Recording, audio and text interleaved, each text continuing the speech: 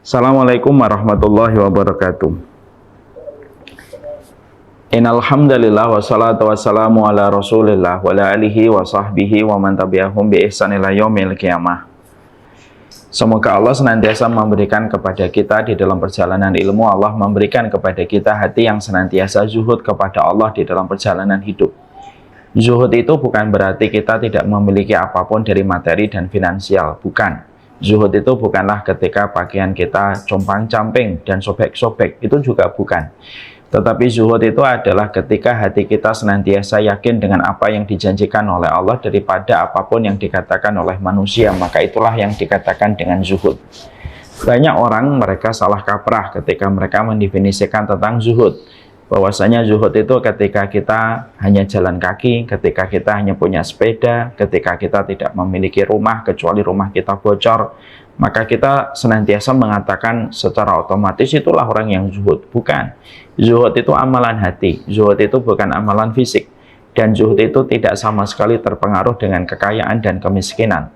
Kalau zuhud itu harus miskin, berarti sesungguhnya orang kaya tidak mampu zuhud, dan Nabi Sulaiman pun sebenarnya dan sejatinya tidak bisa zuhud, karena Nabi Sulaiman diberikan oleh Allah kekayaan dan kekuasaan dan kerajaan yang berlimpah dan begitu luasnya. Tetapi zuhud itu amalan hati. Ada orang yang kaya dia zuhud, ada orang yang miskin dia tidak zuhud. Ada pula orang yang sederhana dia zuhud, ada orang yang kaya raya dia tidak zuhud.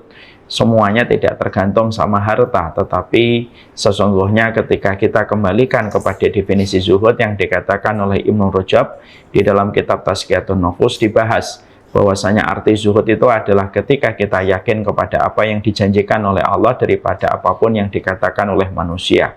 Maka ini adalah sikap zuhud. Kalau ada seorang santriwati ketika dia yakin bahwasanya membaca Al-Quran dan menghafalkan Al-Quran itu lebih baik daripada FOMO kepada apa yang sedang trending di dunia sosial media, dan dia meyakini Al-Quran itu jauh lebih baik daripada suara-suara lagu di TikTok dan Instagram walaupun sedang viral, itulah yang dinamakan zuhud. Ketika ada santriwati, ketika nanti setelah selesai mereka menghatamkan Al-Quran, lalu mereka ketika ingin membeli sesuatu, mereka menabung dan tidak sama sekali tertarik untuk mendapatkan satu barang dengan cara mendapatkannya dengan riba. Itulah sikap zuhud. Jadi sikap zuhud itu adalah sikap ketika kita yakin kepada apa yang dikabarkan oleh Allah daripada apa yang dikatakan oleh manusia. Inilah pentingnya bagi kita di dalam perjalanan kita ketika kita menuntut ilmu. Barokahnya ilmu adalah bagaimana membentuk sikap zuhud di dalam perjalanan kita. Bahwasanya hari ini kita sering sekali mendapatkan dua perkara. Yang pertama, apa yang trending dan apa yang sedang viral, dan apapun yang sudah diimani oleh kebanyakan orang ataupun yang digandrungi oleh kebanyakan orang. Yang kedua, kita mendapati apa yang dikabarkan oleh Allah.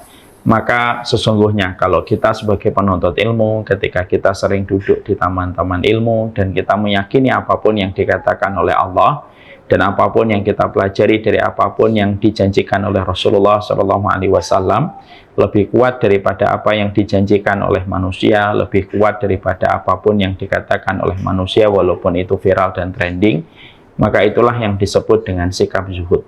Inilah yang menjadikan kita senantiasa memohon kepada Allah semoga perjalanan kita, pada perjalanan kehidupan kita mendapatkan barokahnya ilmu, dan barokahnya ilmu terletak bagaimana kita memiliki sifat zuhud di dalam perjalanan hidup kita.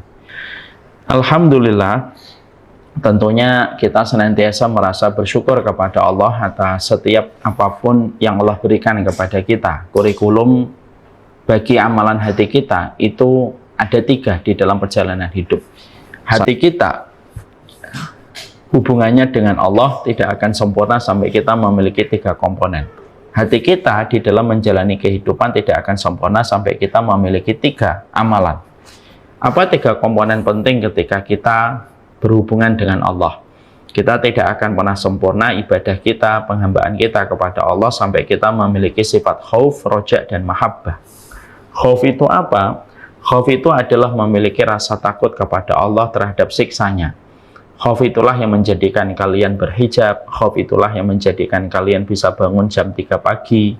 Khauf itulah yang menjadikan kalian tidak ingin terlambat ketika sholat subuh. Khauf itulah yang menjadikan kalian ketika diulurkan tangan untuk menjamah kulit kalian, maka kalian menolak ketika dia belum halal untuk kalian. Itulah yang disebut dengan sikap khauf. Dan kita pada kehidupan memerlukan sifat khauf, karena sifat khauf itu ibarat rem yang bisa mengendalikan kita dari berbagai macam syahwat dan nafsu yang tidak pernah mengenal kata kenyang. Komponen yang kedua, roja. Roja itu adalah kita berharap kepada Allah supaya Allah memberikan rahmat kepada kita. Allah memberikan rasa kasihan kepada kita. Puncak tertinggi dalam rasa cinta itu mengasihi. Dan kita berharap supaya kita di dalam komponen hati kita mendapatkan sifat roja. Kita selalu rojak kepada Allah bahwasanya Allah akan memberikan rahmat dan Allah mengampuni dosa kita. Dan yang ketiga, Allah memberikan kepada kita, hati kita itu sifat mahabbah.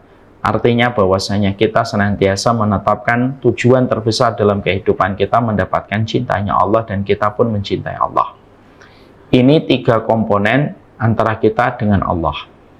Tapi dalam masalah hati kita, hubungannya dengan kehidupan itu tidak akan sempurna kecuali dengan tiga perkara yang lainnya.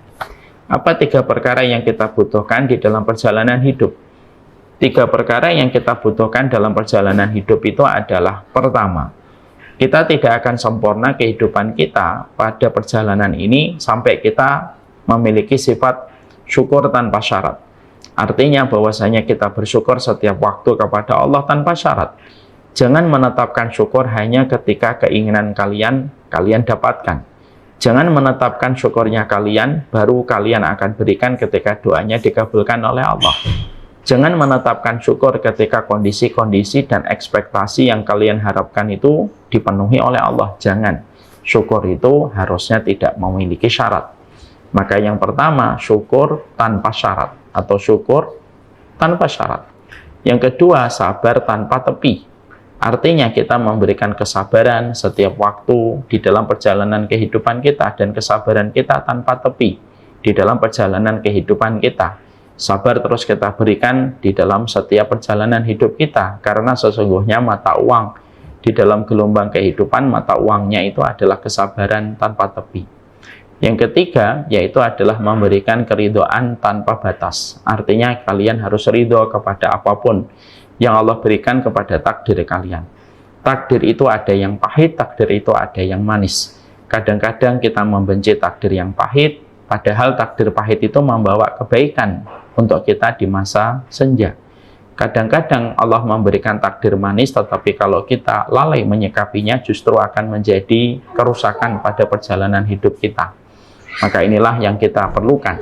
Kehidupan itu tidak akan pernah lepas kecuali kita memiliki tiga komponen ini di dalam perjalanan hidup. Maka bagilah hatimu dengan tiga perkara. Bagilah hatimu dengan kesyukuran, bagilah hatimu dengan kesabaran, dan bagilah hatimu dengan keridhaan. Sepertiganya pada sabar, sepertiganya pada syukur, dan sepertiganya pada keridhaan. Dan itulah yang dikatakan oleh Imam Ibnu Qayyim di dalam salah satu kitabnya, Inna fil jannati la mangzilatun la tunalu illa bisobri indar raha, illa bisobri indal bala, wa syukri indar raha, wa ridho bil qada. Sesungguhnya di surga itu ada banyak sekali tingkatan-tingkatan di surga, di mana tingkatan-tingkatan di surga itu tidak akan pernah kita mendapatkan tingkatan-tingkatan di surga itu kecuali dengan tiga perkara, yaitu adalah dengan memberikan syukur kepada setiap kelapangan, memberikan sabar pada setiap kesulitan, dan memberikan keridhaan dalam setiap takdir yang berjalan di dalam kehidupan kita.